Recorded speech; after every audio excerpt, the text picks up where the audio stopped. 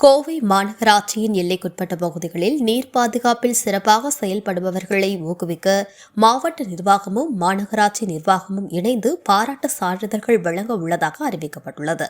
நீர் மேலாண்மை குறித்த விழிப்புணர்வை ஏற்படுத்தும் வகையில் நிலத்தடி நீர்நிலை உயர்த்தும் நோக்கத்தில் மழைநீர் சேகரிப்பு திட்டங்கள் செயல்படுத்தப்படுகின்றன.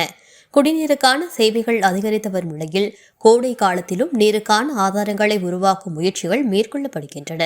மழைநீர் சேகரிப்பு கட்டமைப்புகள், ஆழ்துளை கிணறுகள், குளங்கள், கால்வாய்கள் உள்ளிட்ட நீர் வளங்களை பாதுகாக்கும் நடவடிக்கைகள் மேற்கொள்ளும் கட்டிட உரிமையாளர்கள், வணிக மற்றும் கல்வி நிறுவனங்கள், தன்னார்வ அமைப்புகள் ஆகியோருக்கு விரைவில் சான்றிதழ்கள் வழங்கப்படும்.